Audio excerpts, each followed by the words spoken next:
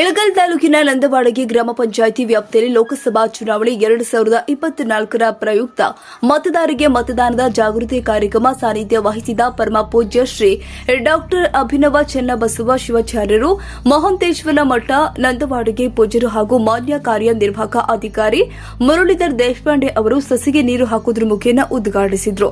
ಮತದಾನ ಜಾಗೃತಿ ಕಾರ್ಯಕ್ರಮದಲ್ಲಿ ಕಿರುನಾಟಕ ಹಾಗೂ ಕ್ಯಾಂಡಲ್ ಮೂಲಕ ಸಂಘದ ಸದಸ್ಯರಿಗೆ ಮಾಹಿತಿ ಹೇಳಲಾಗಿದೆ. ರಂಗೋಲಿ ಸ್ಪರ್ಧೆಯಲ್ಲಿ ಮತದಾನ ಜಾಗೃತಿ ಮೂಡಿಸುವ ರಂಗೋಲಿಗಳ ಹಾಕಿದ ಸ್ಪರ್ಧೆಗಳಿಗೆ ಪ್ರಥಮ ಸ್ಥಾನ, ದ್ವಿತೀಯ ಹಾಗೂ ತೃತೀಯ ಸ್ಥಾನ ಆಯ್ಕೆ ಮಾಡಿ ಪ್ರಶಸ್ತಿ ಪತ್ರ ನೀಡಲಾಗಿದೆ.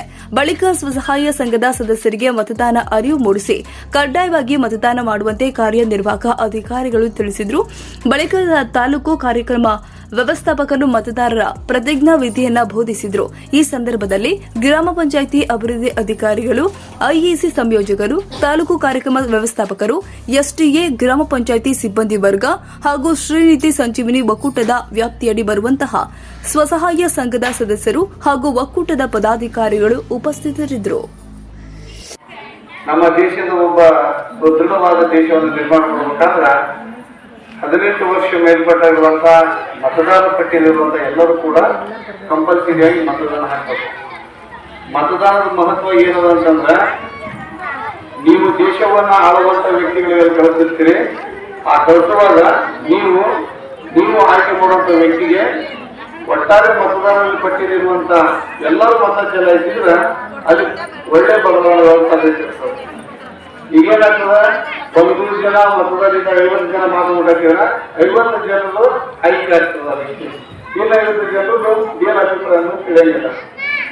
ಅದಕ್ಕೆ ನನ್ನ ಕಳೆದ 19ರ ಲೋಕಸಭಾ ಚುನಾವಣೆಯಲ್ಲಿ ನನ್ನ ತಾಲೂಕಿನಲ್ಲಿ ಶೇಕಡ 70% ಮತದಾನ ಇದೆ. ಅದರ ಕೆಲವೊಂದು ಗ್ರಾಮಗಳಲ್ಲಿ, ಕೆಲವೊಂದು ಮತಗಟ್ಟೆಗಳಲ್ಲಿ 60ಕ್ಕಿಂತ ಮತದಾನ ಕಡಿಮೆ ಇದೆ.